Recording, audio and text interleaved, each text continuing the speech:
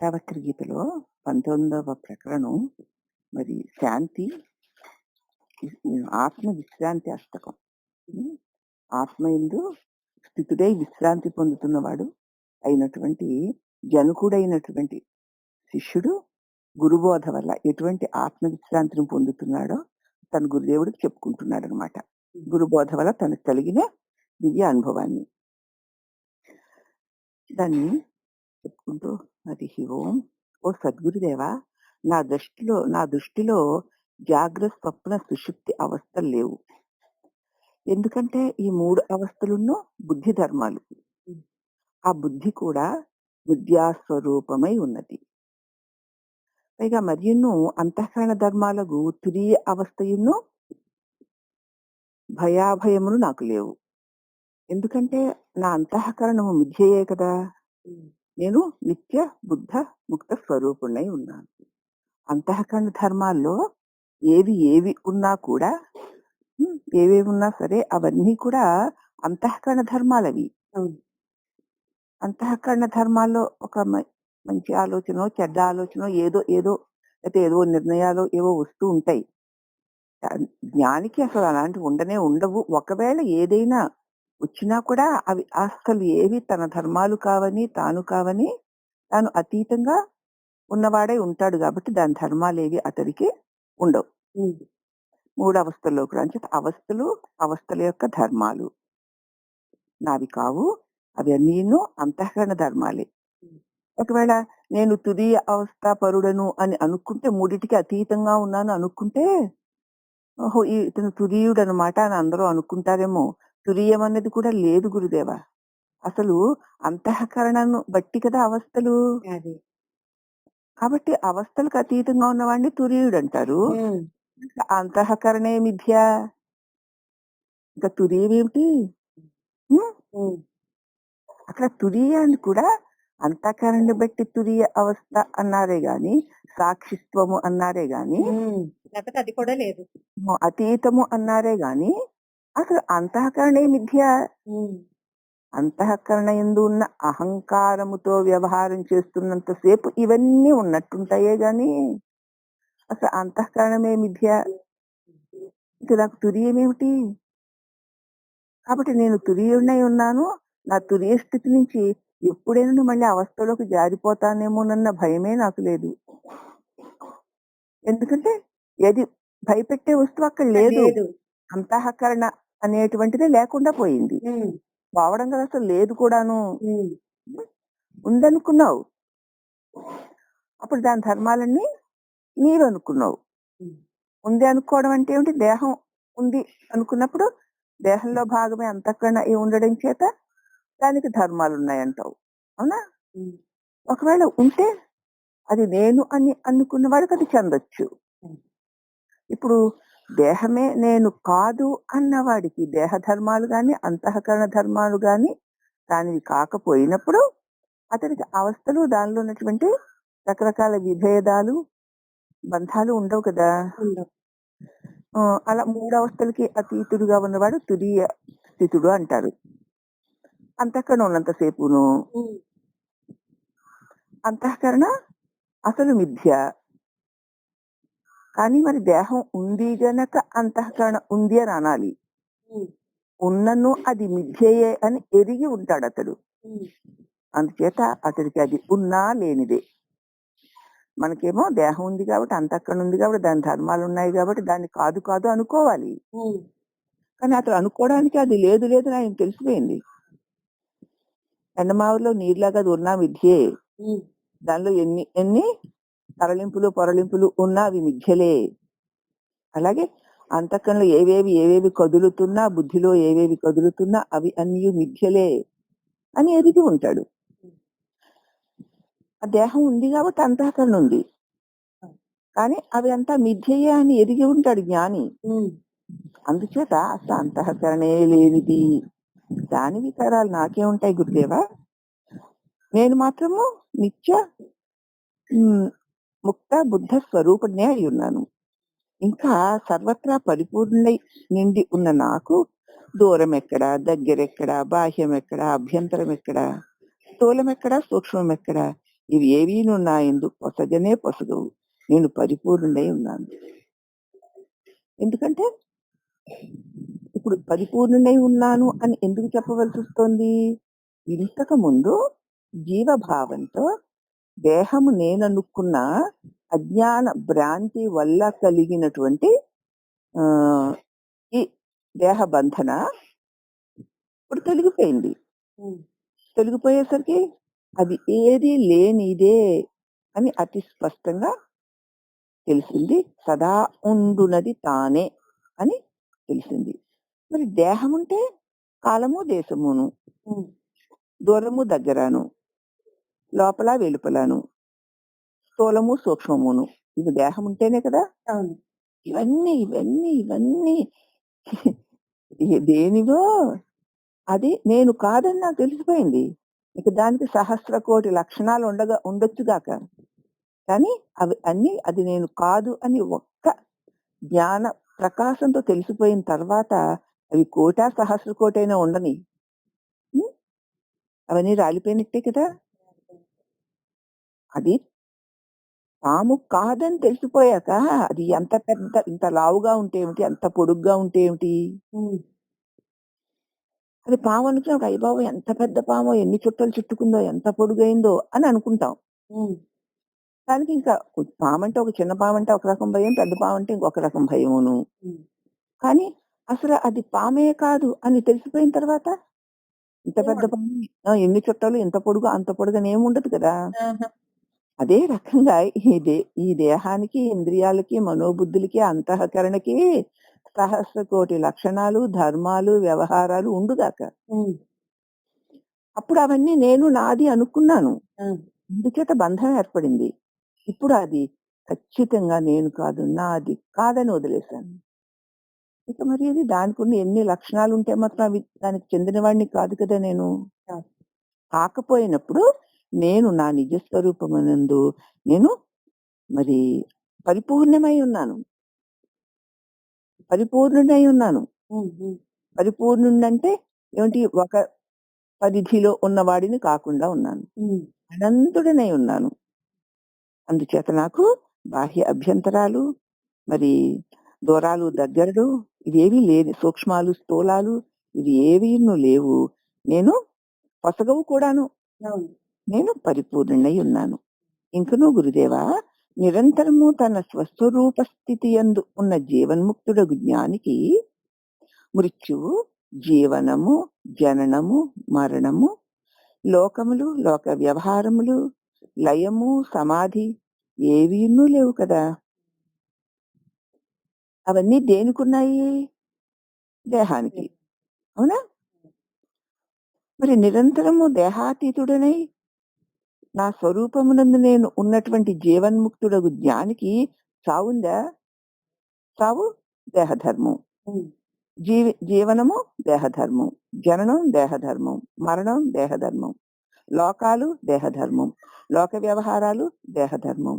లయము, సమాధులు దేహధర్మాలు. హ్మ్. దేహము నేననుకున్నవాడు అవన్నీను. అవును. మరి నేను త్రికాల బాధ్యమై ఏకరసమై ఉన్న నాకు ఈ ధర్మములేవీను లేనే లేవు కదా గురుదేవా! 3 కాలాలలోనూ నేను బంధింప బంధనే లేనివాడనై ఉన్నాను. 3 దేహములయందు బంధన లేనివాడై ఉన్నాను. 3 అవస్థలయందు బంధము లేనివాడై ఉన్నాను. 3 గుణములు యందు బంధన లేనివాడినై ఉన్నాను. అవన్నీ దేహము నేననుకుంటే కలుగుతున్నటువంటి ఆభాసలు. హ్మ్. ఇవన్నీ ఒక్క దేహము నేననుకుంటే కలుగుతున్నటువంటి ఆభాసలమ్మ ఇవన్నీ. అవును. మరి అవి ఏవినో నేను కాదు అని నా స్వస్వరూప స్థితి యందు ఉన్న జీవన్ముక్తులకు జ్ఞానికి ఈ ధర్మములు గాని, ఈ వ్యవహారములు గాని ఏనాడునూ లేవు కదా! లేవు. లేవు. అట్టి నేను నిరంతరము ఆత్మయందే విశ్రమించుచున్న నాకు ఇక ధర్మార్థ కామముల వర్ణనలు వల్ల గాని ఈ ధర్మార్థ కామ మోక్షాలు ఆశ్రయించిన వాడు ఇంత గొప్పవాడవుతాడు, అంత గొప్పవాడవుతాడు, అంత ఘనుడవుతాడు, ఇంత ఘనుడవుతాడు, అతడిని మించిన వాడు ఉండడు, లోకులందరూ అతనికి నమస్కరిస్తారు, అంత ఘనత కలిగి ఉంటాడు అని ఎవరినంటారు? ధర్మా ధర్మార్థ కామ మోక్షములందు సక్రమంగా ప్రవర్తిస్తున్న వాడిని. ఉమ్, కానీ మరి ధర్మార్థ కామ మోక్షముల అవసరమే లేకుండా నా యందే నేనే విశ్రమిస్తూ ఉన్నటువంటి నాకు ఈ ధర్మార్థ కామముల వర్ణనల వల్ల గాని, ఆ, ఆ యోగమును అభివర్ణించటం వల్ల గాని, ఆ విజ్ఞానాన్ని గురించి రకరకంగా చెప్పడం వల్ల గాని ఏమిటి ప్రయోజనం? ఏమీ లేదు. ఈ ధర్మముల కన్నా భిన్నమైన ఆత్మస్థితి అందున్న నాకు వీటితో పని ఏమున్నది? నేను వీటికి విలక్షణమగు ఆత్మస్వరూపుడనై ఉన్నాను. కాబట్టి నా యందు ఏదీ లేదు. దేహం ఉంది అంటున్నాం గనక దాని యందు తెలియబడినవన్నీ మిథ్యలే. ఉమ్, మిథ్యలే అవన్నీ. కాబట్టి అవి అన్నీ ఉన్నట్టు తోచుచున్నను. అవి ఏవియును లేనివే. ఉన్నది నేనే, ఉన్నది నేనే. అట్టి నేను స్వస్వరూప వీటన్నిటికీ విలక్షణమైన పరమానంద స్వరూపుడైన నేను పరిపూర్ణుడై ఉన్నాను గురుదేవా అంటూ జనకుల వారు తన స్థితిని గురువు గారికి చెప్పుకున్నప్పుడు అష్టావక్ర గీతలో 20వ ప్రకరణం జీవన్ముక్తి చతుర్దశ దశకం. జీవన్ముక్తుడు ఎలా ఉంటాడు? ఇది వరకు చెప్పిన ఆత్మవిశ్రాంతికి ఫలితమై జ్ఞానికి స్వభావ సిద్ధముగు జీవన్ముక్తి దశను శిష్యుడు ఇప్పుడు చెప్తున్నాడు. అటువంటి స్థితిలో ఉన్నాను గురుదేవా నేను. మీ బోధ వల్ల నన్ను నేను పరిశీలన చేసుకోవడం వల్ల ఎక్కడెక్కడ ఎప్పుడెప్పుడు ఏ ఏ బంధాలు నాకు కలిగాయో అవి అన్ని కేవలము దేహము నేననుకున్న అజ్ఞాన భావన వల్ల కలిగినవే. దాని వల్లనే దేహ వ్యవహారాలు, అంతఃకరణ ధర్మాలు అవి అన్నీ కూడా ఆ లక్షణాలన్నీ కూడా అవి వాటివే గాని నావి కావు. ఆ దేహం నేననుకున్నాను గనక నావి వలే తోచుచున్నవే తప్ప అవి ఏనాడు నావి కావు, నేను కాను. అవునా? స్ఫటికమణి ముందు పెట్టిన పువ్వు వల్ల స్ఫటికమణికి ఆ రంగు కలిగినట్లు కనపడుతున్నట్లు నా యందు అవి ఉండడం చేత నా ధర్మాలు వాటికిను, వాటి ధర్మాలు నాకును ఉన్నట్లు భ్రమ కలిగింది. ఉమ్, నా నిత్యశుద్ధ బుద్ధ ముక్త స్వరూపమైనటువంటి నా ధర్మము అసత్యము, అనిత్యము, దుఃఖము, జడము అయినటువంటి ఇగో ఈ దేహమునందును అసత్యము, జడము, దుఃఖము అయినటువంటి ఈ దేహ ధర్మములు సచ్చిదానంద స్వరూపము నా యందును పరస్పరము ఏకమై ఉన్నట్లు కనిపించింది. ఉమ్, అవునా?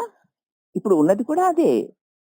సచ్చిదానంద స్వరూపంలో నేనున్నాను. ఉమ్, నా యందు నా వల్ల ఉండగలుగుతున్న దేహేంద్రియ మనోబుద్ధులు మరి నా సన్నిధాన బలం చేత అవి నేనుగాను, నా ధర్మాలుగాను తోస్తున్నాయి.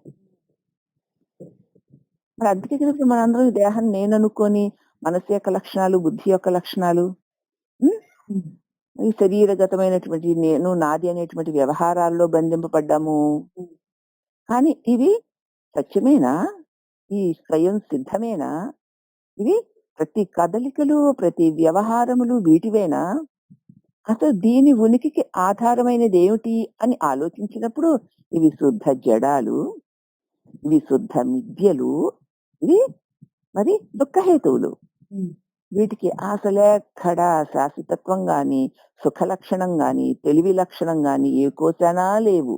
ఉమ్, అయితే అవి అన్ని ఉన్నట్లుగా ఇప్పుడు వ్యవహారాలు జరుగుతున్నాయి. ఉమ్, ఎందువల్ల? సచ్చిదానంద స్వరూపమైన పరిపూర్ణమైన పరమాత్మ స్వరూప సన్నిధానమునందు ఉండడం చేత ఉమ్, ఆ పరమాత్మ లక్షణాలు దీనికి వచ్చినట్టు కనిపిస్తున్నాయి. ఓకే. అవునా? అవును. కానీ ఇవి దేనివి కావు. కావు.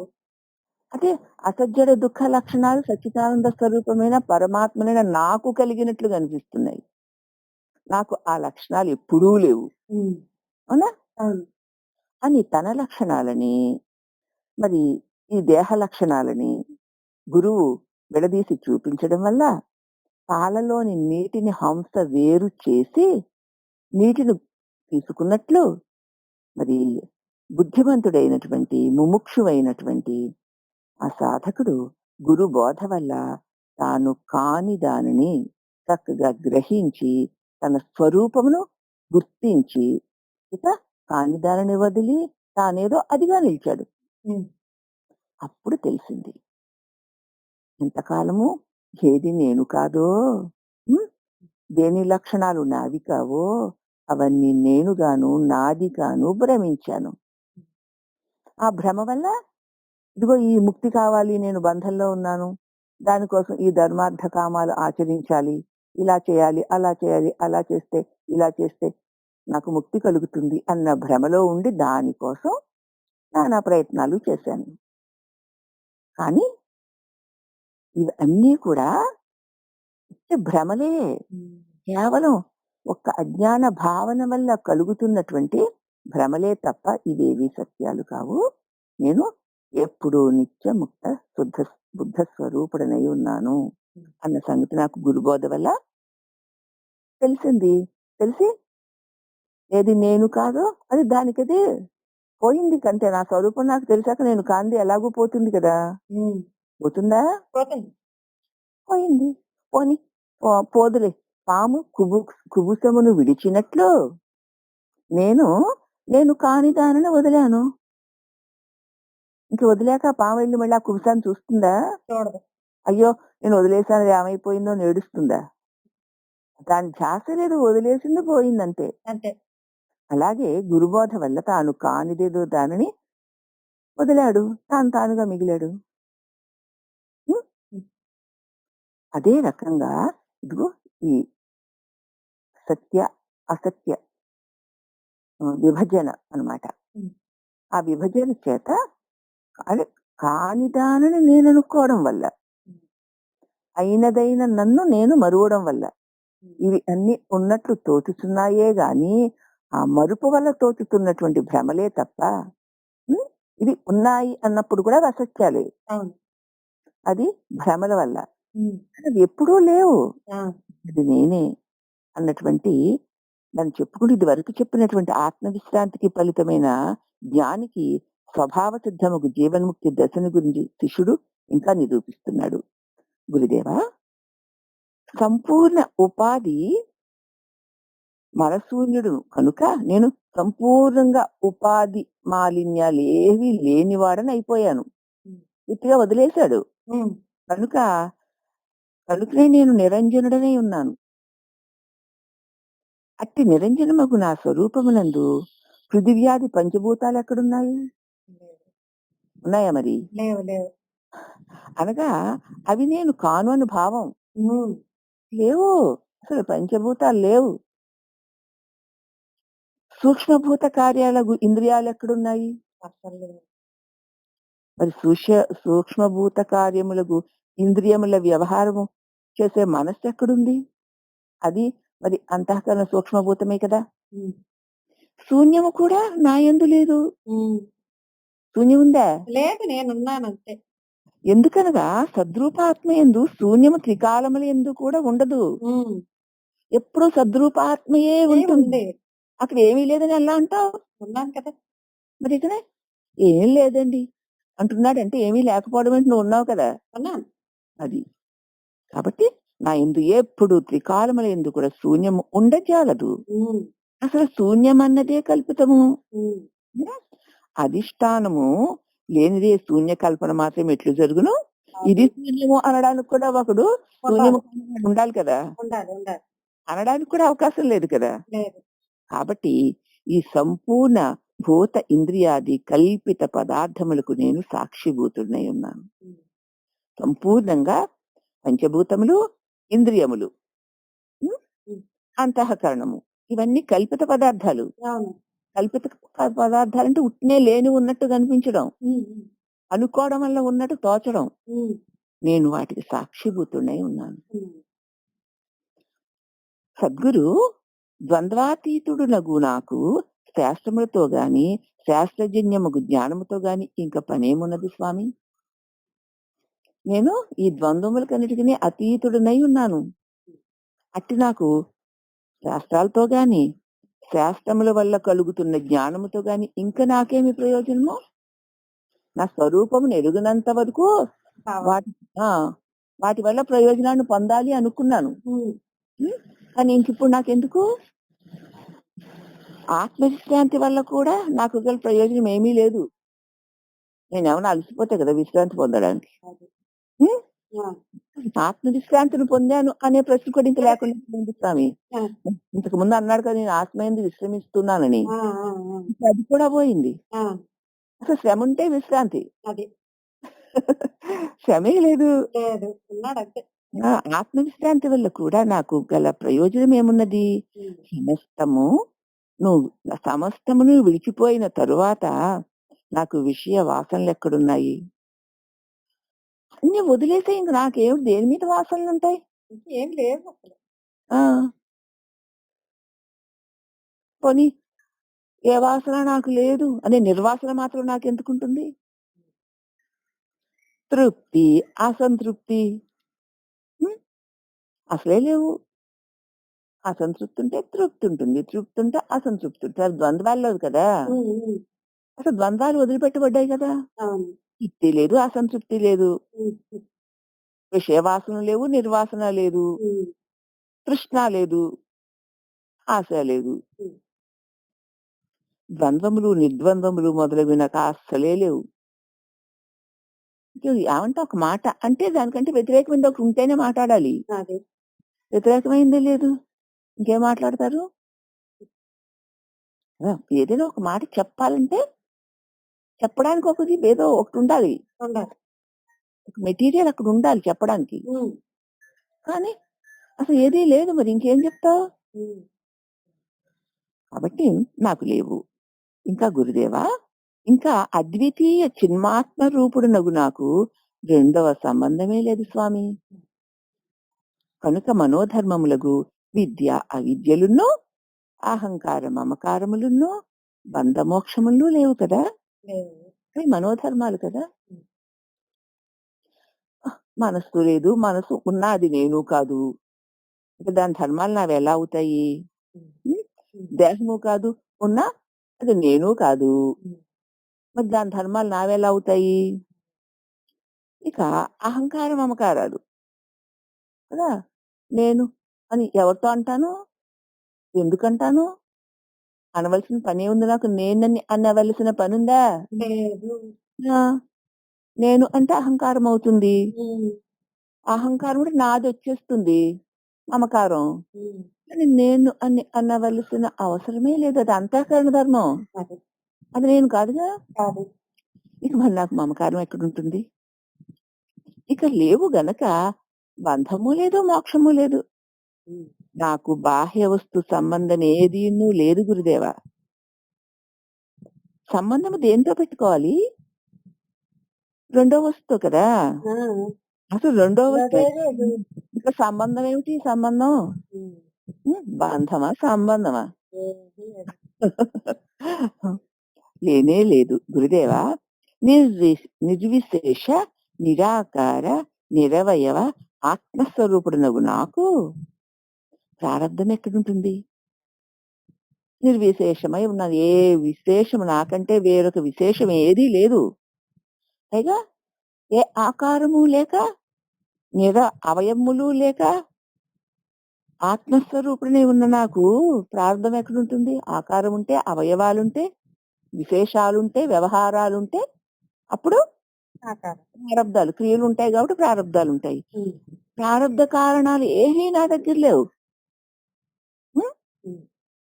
జీవన్ముక్తి, విదేహ కైవల్యము మొదలగు ధర్మాలు కూడా ఇక నాకు లేవు. జీవించి ఉండగానే ముక్తి, శరీరం పడిపోయాక జీవన్ముక్తి, విదేహ ముక్తి. ఎవరికి? నేను తప్ప ఇంకేమీ లేనప్పుడు. హ్మ్. హ్మ్. జీవించి ఉండడం ఏమిటి? హ్మ్. దేహం. అవునా? అంతే. అసలు దేహం ఉంటే జీవించొచ్చు. హ్మ్. దేహమే లేదు. హ్మ్. హ్మ్. ఇక దేహం పోయాక కలిగే విదేహం లేని దేహం పోవడం ఏమిటి? పోయాక నాకు విదేహముక్తి రావడం ఏమిటి? లేని దేహం పోయిందిట. దేహం ఉన్నంత సేపు నేను జీవన్ముక్తుడినిట. దేహం పోయాక విదేహముక్తుడినట. అసలు దేహం ఉంటే కదా జీవన్ముక్తి గాని, విదేహముక్తి గాని. హ్మ్. అసలు దేహమే లేదు గురుదేవా! ఒకవేళ ఉన్నా అది అభూత కల్పన. హ్మ్. భావన. ఆ భావనే లేని స్వరూపుణ్ణి గురుదేవా నేను. భావము వల్ల కలిగిన ఈ దేహము, దాని ధర్మములు, దానివల్ల కలుగుతున్నటువంటి మరి ఈ కైవల్యాలు, ఈ దేహముక్తులు, ఇవన్నీ దానివల్ల దాన్ని బట్టి చెప్పవలసొస్తుంది. హ్మ్. దేన్ని బట్టి ఇవన్నీ ఉన్నాయని చెప్పుతున్నామో అసలు అదే లేదు. ఇంకేం చెప్ ఇంకేం చెప్తావు? ఉందా చెప్పడానికి? ఏంటి లేదు. ఏదీ లేదు గురుదేవా. హ్మ్. నాకు ఇవన్నీ కల్పితములు కదా! హ్మ్. అనుకుంటున్నానంతే. అంతే. అల్లుకుపోతున్నాయి. అయినా అవి అనుకోవడం వల్ల కలుగుతున్న అల్లికలే అని తెలుసుకుంటే అనుకోడిక. అనుకుంటాడా? అంతే. అనుకోకపోతే ఏముంది? ఏం లేదు. ఆ! ఏ స్వభావము లేని నిర్వికార చిన్మాత్ర స్వరూపుడనగు నాకు కర్తృత్వ, భోక్తృత్వ, నిష్క్రియత్వ స్ఫురణములు ఎందుకు? చెయ్యాలి, చేయకూడదు కదా! మరి నేను, నాది, అనుభవించాలి, అనుభవించకూడదు అన్నటువంటి స్ఫురణలు, గుర్తులు నాకెందుకు? పైగా అపరోక్ష వృత్తి రూప జ్ఞానమును లేదు. తలంపు రూపంతో జ్ఞానం అన్నది తె తలంపు కదా! నేను అన్నటువంటి తెలివి కదా! హ్మ్. హ్మ్. ఆ వృత్తి రూప జ్ఞానం. హ్మ్. అది కూడా లేదు. వృత్తే లేదు ఇంకా. వృత్తి రూప జ్ఞానమే ఒకటుంటుంది. లేదు కదా! లేదు. వృత్తి రూప జ్ఞానము కూడా లేదు. విషయావచ్ఛిన్న ఫలమగు చైతన్యమును లేదు. విషయాలే లేనప్పుడు విషయాల నుంచి విషయాలెందు ఉంటూ కూడా విషయాలు కాని చైతన్యము అనడానికి అసలు విషయాలుంటాయి కదా! వృత్తే లేదు. విషయాల ఇదే. నుంచి చైతన్యాన్ని వేరు చేయడానికి విషయాలుంటే చైతన్యాన్ని వేరు చేయొచ్చు. హ్మ్. విషయాలే లేవు కాబట్టి చైతన్యం వేరు చేయవలసిన పని లేదు. పోనీ విషయాల చేత పరిచ్ఛిన్నమైన చైతన్యము అంటే విషయాలు ఉంటే పరిచ్ఛిన్నమవుతుంది. అంతే. విషయాలు లేదు ఇక పరిచ్ఛిన్నమేముంది? హ్మ్. అయ్యో! ఏమి అజ్ఞానం, ఏమి అజ్ఞానం ఇంతకాలము. కాబట్టి విషయ అవిచ్ఛిన్న ఫలమగు చైతన్య జ్ఞానమును లేదు. ఎందుకనగా చిత్త స్ఫురణము వల్ల వృత్తి రూప జ్ఞానం కలుగుతుంది. హ్మ్.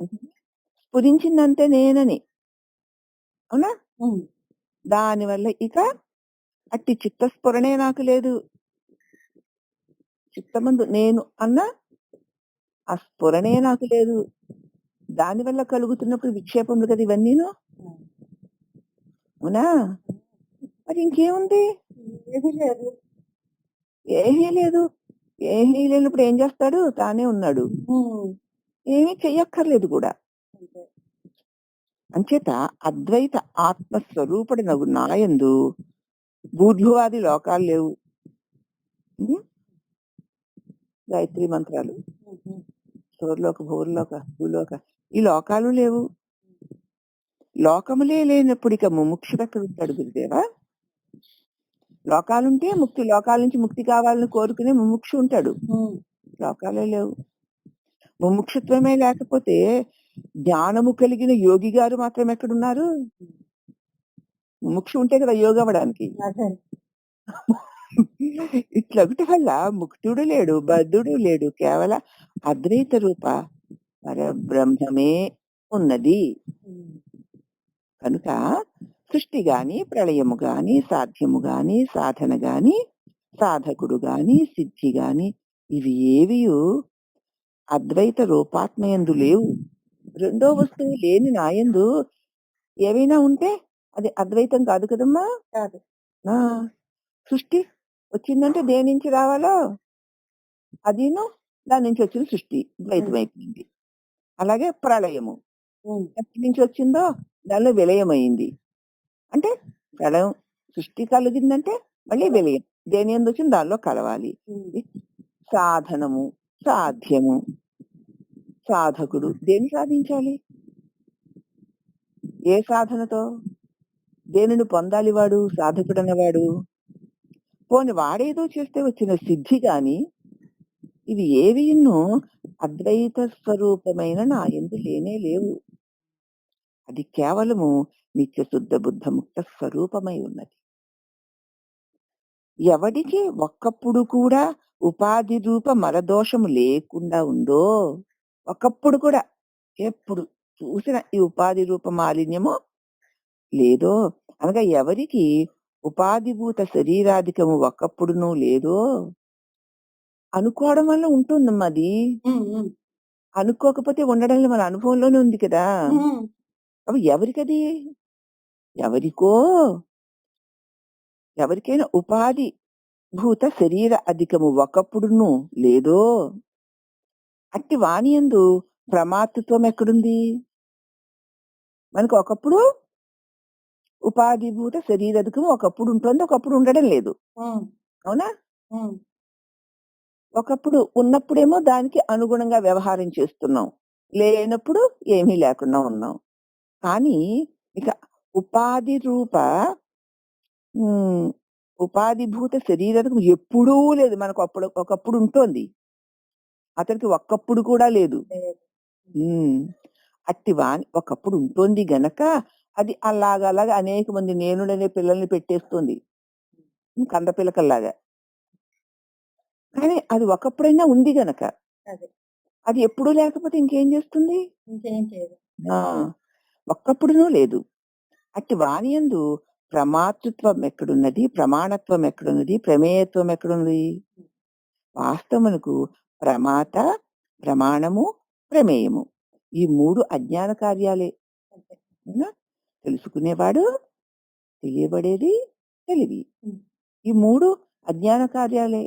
హ్మ్. అది ఒకప్పుడు ఉంటున్నాయి, ఒకప్పుడు ఉండడం లేదు. ఉండట్లేదు. ఎందుకంటే దేనినైనా తెలుసుకోవలసినది ఉంటేనే కదా తెలుసుకునేవాడొస్తాడు. అంతే. వస్తే వాడి తెలివిలోనే అతడు దానిని తెలుసుకుంటాడు. హ్మ్. కదా! అసలు తెలుసుకోవాల్సిందే లేకపోతే ఇక తెలుసుకునే వాడే లేకపోతే ఇక తెలివేముంది? లేదు. అదే ప్రమాణము, ప్రమాతృత్వము, ప్రమేయత్వమును. హ్మ్. వాస్తవానికి ప్రమాత, ప్రమాణము, ప్రమేయము ఈ 3 కూడా అజ్ఞాన కార్యాలే. నేనన్న ఆ చిన్న భావన, కల్పన వల్ల జరుగుతున్నవే ఇవన్నీ. హ్మ్. కాబట్టి స్వప్రకాశ చైతన్యమునందు అజ్ఞానం యొక్క సంభావనే లేదు. అవునా? అవును. సూర్యునియందు చీకటన్నదే ఎప్పుడూ లేనట్లు లేదు. హ్మ్. హ్మ్. స్వప్రకాశ చైతన్యమునందు అజ్ఞానమే సంభవించడం అనేది లేదు. హ్మ్. అజ్ఞాన జనిత కార్యాలు ఎలా ఉంటాయి? అజ్ఞానమే లేనప్పుడు హ్మ్. దాని వల్ల పుట్టిన పనులెక్కడుంటాయి? ఉండవు. మరియును భ్రమ అనేది వృత్తి జ్ఞానము కూడా దీని భ్రమ అంటే ప్రకాశం. హ్మ్. భ్రమ అంటే తెలివి. అయితే భ్రమ అంటే జ్ఞానం. లేనే లేదు కదా! లేదు. ఏదైనా కావలిస్తే ఆ జ్ఞానమో, ఆ తెలుసుకునేవాడో రావాలి. హ్మ్. అక్కర్లేనప్పుడు వాడెందుకొస్తాడు? రాడు. అది. లేనే లేదు. హ్మ్. ఎందుకనగా వృత్తి జ్ఞానము అంతఃకరణ ధర్మము. హ్మ్. అవునా? అవును.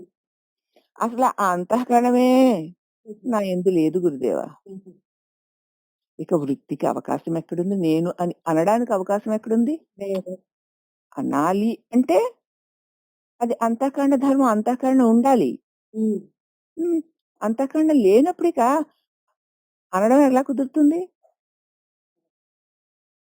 మరి ఆ ప్రతిబింబం ఎక్కడ పడుతుంది అద్దం లేకపోతే? హ్మ్. ఆ! అంతఃకరణ ధర్మం అది. వృత్తి నేను అనడం. హ్మ్. హ్మ్. అంతఃకరణే లేదు. ఇక అనవలసిన పనేముంది? లేదు. హ్మ్. కాబట్టి ఇక వృత్తికి అవకాశమే లేదు కదా గురుదేవా! ఓ సద్గురుమూర్తి! సర్వదా క్రియారహితమగు నా స్వరూపమునందు ఏకాగ్రత ఎక్కడిది? ఎప్పుడు ఏ క్రియ లేకుండా నిష్క్రియుడినే ఉన్నాను నేను. ఇక దేని మీద ఏకాగ్రత పెట్టి ఉండాలి? మొదట విక్షేపం అన్నది ఒకటి ఉంటే, ఆ! ఆ విక్షేప నివృత్తి కోసం ఏకాగ్రం అన్నది ఉండాలి. ఉండాలి. విక్షేపం అంటే నిలకడ లేనిది ఏదైనా ఉంటే, హ్మ్. నిలకడ పొందడం కోసం ఏకాగ్రత పెట్టాలి. అవును. అసలు నిలకడ లేనిదే లేదు. ఇంక ఏకాగ్రతతో పనేముంది? ఇక మూఢత్వం ఉన్నప్పుడే కదా! దాన్ని నిర్మూలించుకోవడానికి జ్ఞానం యొక్క ఆవశ్యకత. హ్మ్. మూఢుడైన వాడు దాన్ని పోగొట్టుకోవడానికి జ్ఞానాన్ని సంపాదించుకోవాలి. హ్మ్. మూఢత్వమే లేదు. ఇక జ్ఞానం ఎందుకు? ఇంకేంటి? కదన్నా! నువ్వు నీకు పండే లేదు కొయ్యడానికి కత్తెందుకు? అంటే ఆ! హ్మ్. అసలు కత్తెక్కడుందో, చాకెక్కడుందో చూస్తావా? అసలు చూడం. పండుంటేనే చాకు గుర్తొస్తుంది. హ్మ్. పండేలోపు చాకెందుకు గుర్తొస్తుంది? అలాగే మూఢత్వము లేదు కాబట్టి జ్ఞానముతో పనేమున్నది? లేదు. అలాగే జ్ఞానస్వరూపముగా ఆత్మయందు త్రికాలములలోనూ మూఢత్వమే లేదు. హ్మ్. ఇక జ్ఞానముతో పనేమున్నది? ఇక మరియును హర్ష విషాదములు నాకు లేవు గురుదేవా. ఎందుకంటే హర్ష విషాదాలు అంతఃకరణ ధర్మాలు. హ్మ్. ఆ అంతఃకరణము క్రియాయుక్తమై ఉంటుంది. ఆత్మ క్రియారహితమై ఉంటుంది. అంతఃకరణ క్రియలతో కూడి ఉంటుంది. హ్మ్. నేను క్రియారహితమై ఉన్నాను. ఆ! ఆత్మయందు సంతోష విషాదాలు లేవు. సంతోష విషాదాలు అంతఃకరణ ధర్మాలు. అంతే. హ్మ్. నేను అంతఃకరణను కాను. మరి నా యందు అంతఃకరణ ధర్మం లేని సంతోష విషాదాలు ఎలా ఉంటాయి? ఉండవు. లేవు. కాబట్టి నిరంతరము నిర్విశేషమగు అనగా వృత్తి జ్ఞాన రహితమగు ఆత్మస్వరూపుడనగు నాయందు వ్యవహారం అంటే వ్యవహారిక పదార్థాల యొక్క జ్ఞానం ఎక్కడుంది? వ్యవహారమే లేనప్పుడు హ్మ్. ఎ వ్యవహారం చేయడం కోసం పదార్థాలు ఇవా, అవా అని ఎందుకు ప్రయత్నం చేసుకొని తెచ్చుకుంటాను? తెచ్చుకో. నువ్వేదో బూరెలా ఉండాలి. అంటే అప్పుడు ఆ పప్పు, ఆ బెల్లం, ఆ నూనె అవన్నీ తెచ్చుకుంటావు. హ్మ్. అసలు బూరెలు వండాలన్నదే నీకు లేదు. హ్మ్. ఇంకా అవన్నీ నొల్లుకుంటావా? ఆహా! మరికనే అందుచేత అంటే ఏమిటంటే నా యందు వ్యవహారిక జ్ఞానమే లేదు. హ్మ్. ఎందుకంటే నాకు వృత్తి జ్ఞానమే లేదు. నేనే లేదు. లేదు. నేనే లేనప్పుడు అది దానికి చేయవలసిన పనులే ఉంటాయి. ఏవి ఉండవు. ఆ! ఆత్మస్వరూపుడైన నా యందు వ్యవహారిక పదార్థాలు, వ్యవహారిక జ్ఞానము ఎందుకుంటాయి? ఉండవు. అవునా? హ్మ్. రుజువులు బాగా సాక్ష్యాలు దొరుకుతున్నాయి కదా! హ్మ్. హ్మ్. హ్మ్. మరియును పారమార్థిక జ్ఞానమునకు మాత్రము అవకాశం ఎక్కడుంది? సో, పరమార్థిక జ్ఞానం పొందాలి అన్న ప్రశ్న ఏమిటింకక్కడ? ఉన్నదే పరమార్థ జ్ఞానం. హ్మ్. ఎందుకనగా ఈ వృత్తి జ్ఞానం, జ్ఞాన పారమార్థిక జ్ఞానాలు 2 కూడా అంతఃకరణ ధర్మాలే. అది. వృత్తి జ్ఞానం నేను అన్న అహంకార భావన కలిగింది గనక హ్మ్. దానికి ఆధారమైన పరమార్థ జ్ఞానాన్ని సంపాదించుకోవాలి. హ్మ్. అసలు ఆ వృత్తి జ్ఞానమే లేదు. ఇంకా పరమార్థ జ్ఞానాన్ని సంపాదించుకోవాల్సిన పనేముంది? ఏది లేదు. కాబట్టి వృత్తి జ్ఞానము, పరమార్థిక జ్ఞానము అనే 2ను అంతఃకరణ ధర్మాలు. హ్మ్. సుఖదుఖాలు కూడా అంతఃకరణ ధర్మాలు అవ్వడం వల్ల ఆ అంతఃకరణ నేను కాదు గనక అవి నాకు లేవు. హ్మ్. నేను నిత్య సచ్చిదానంద స్వరూపుడను. సదానంద స్వరూపుడను. ఓ సద్గురు సర్వదా నిర్మల స్వరూపుడనై ఉన్నాను. ఉపాధి శూన్యునగు నా యందు మాయ ఎందుకుంటుంది గురుదేవా? ఉపాధి ఉంటే కదా మాయ. అది. హ్మ్. హ్మ్. మాయయే లేదు. లేనప్పుడు ఇక మాయా కార్యాలైన జగత్తెక్కడుంటుంది గురుదేవా? ఆ జగత్తు 3 కాలములందు నా యందు లేదు కదా! హ్మ్. మరి ప్రీతియు, అదే విధంగా విరతియు నాకు లేవు. హ్మ్. ప్రీతి లేదు, విరతి లేదు. హ్మ్. రెండోదుంటే కదమ్మా ఇష్టమా, అంతే. అయిష్టం ఉంటుంది. మరియును జీవభావము లేదు, బ్రహ్మభావము లేదు. లేదు. భావం బంధిస్తుంటే బ్రహ్మభావంతో తెంపుకోవాలి. హ్మ్. భావమే పోయికి ఇక బ్రహ్మభావం మాత్రం ఎందుకు? లేదు. ఎందుకనగా ఈ 2ను మాయా అవిద్య రూప ఉపాధులు గలవి అని చెప్పబడుతున్నవి. అవి 2 కూడా మాయయును అవిద్యా రూప ఉపాధులు గలివినే చెప్పబడుతుంది. ఏ ఉపాధి లేనిది బ్రహ్మమని చెప్పబడుతున్నప్పుడిక జీవ ప్రభావమని, బ్రహ్మభావమని చెప్పడానికి వీలే ఉంది? హ్మ్. ఏ ఉపాధి లేనిది హ్మ్. బ్రహ్మము అని చెప్తున్నారు. హ్మ్. చెప్పినప్పుడు ఇక జీవభావము, బ్రహ్మభావము 2 భావాలే. అంతే. ఇక మరి చెప్పుడికి వీలు పడదు కదా! హ్మ్. కానీ భావమే లేదు. భావమే లేదు. కానీ ఏంటంటే ఈయన తన స్వరూపాన్ని పొందేశాడు హ్మ్. కదా! అందుకని తన స్వరూపాన్ని అతను చెబుతున్నాడు. హ్మ్. జీవభావన ఉన్నప్పుడు బ్రహ్మ భావన అవసరం. అవును. అవునా? ఇక జీవభావన తొలగిపోయాక బ్రహ్మ భావనతో పనే లేదు. హ్మ్.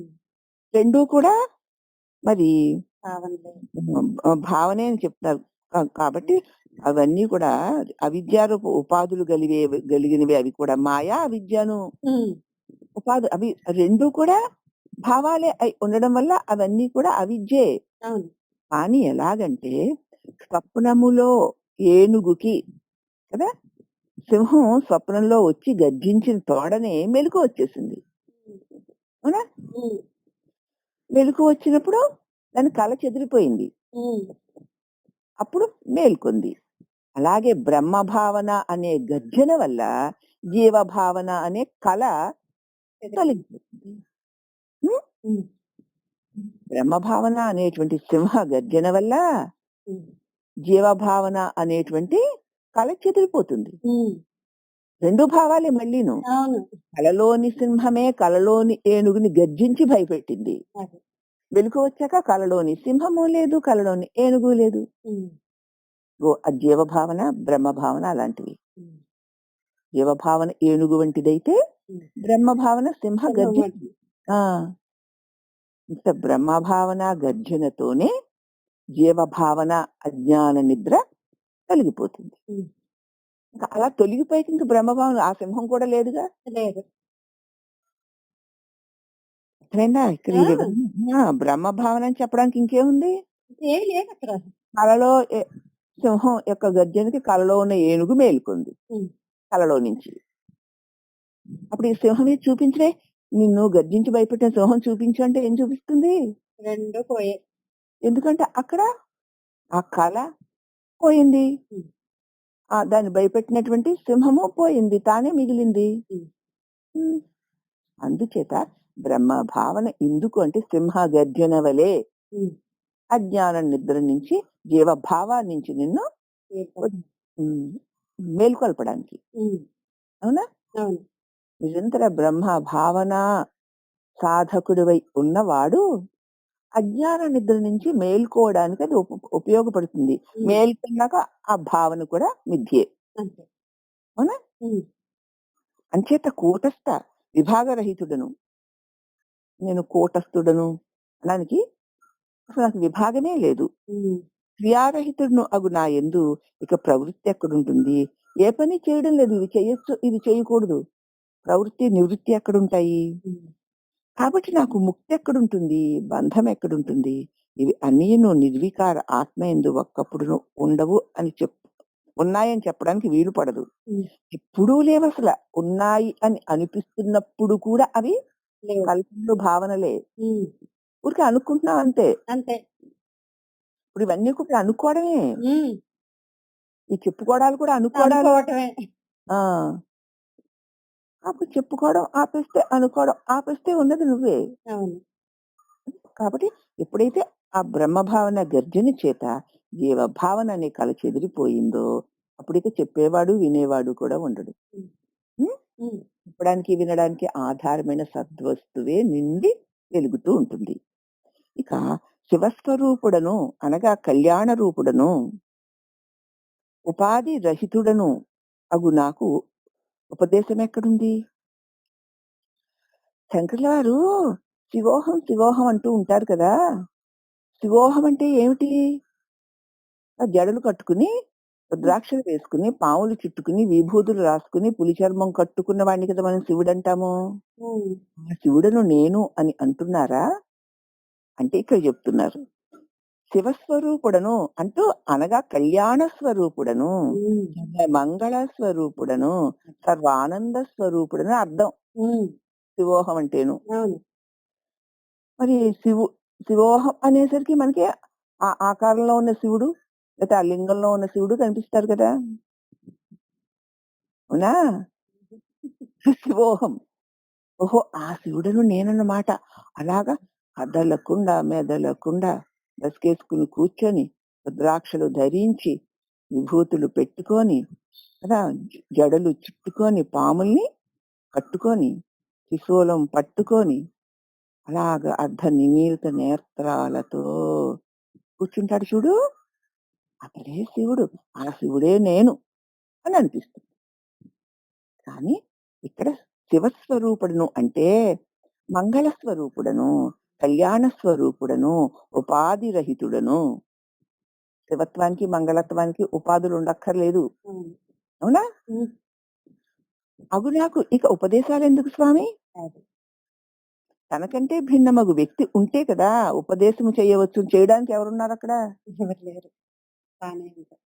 రెండో వాడే లేనప్పుడు ఇక ఉపదేశం ఎక్కడుంటుంది? ఉమ్, అందువలన శాస్త్ర గురు ఉపదేశము ఎన్నటికిని సంభవింపదు.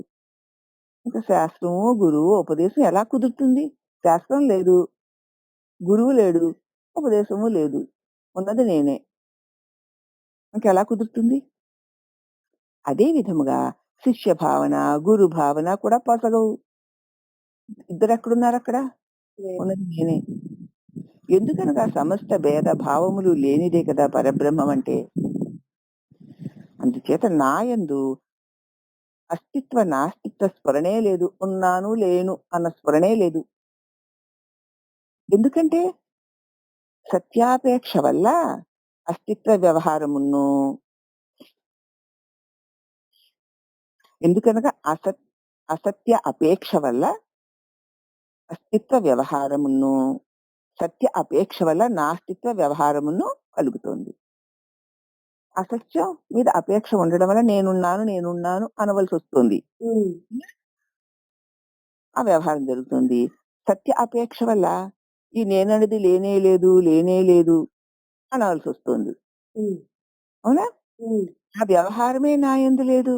అది. అందువల్ల ఈ రెండు నా యందు లేవు. ఏకత్వము గాని ద్వైతము గాని నా యందు లేవు. ఎక్కువ చెప్పుట చేత ప్రయోజనం ఇంక ఎంత చెప్పి అంత చెప్పి ఏమిటి ప్రయోజనం గురుదేవా? మీరు ఎంత చెప్పినా నేను దాన్ని మరి నా అనుభవాన్ని నేను ఎన్ని విధాలుగా చెప్పినా ప్రయోజనం ఏముంది గురుదేవా? చైతన్య స్వరూపుడగు నా యందు రెండో వస్తువే లేదు, పొసగదు. అఖండ పరిపూర్ణ పరబ్రహ్మమునే నేనున్నాను అంతే. ఇంకంతకంటే చెప్పడానికి, వినడానికి గురువు గాని, శిష్యుడు గాని ద్వైతమేదియూ లేని ఏకైక పరిపూర్ణ సద్వస్తువే. అంతకంటే ఇంక చెప్పడానికి ఏముంది? రెండోది చెప్పడం అన్నది ఉన్నది అంటే అది పొసిగేది కాదు. ఏదీ లేని నిర్వికార నిరంజన స్వరూపమే ఉన్నది.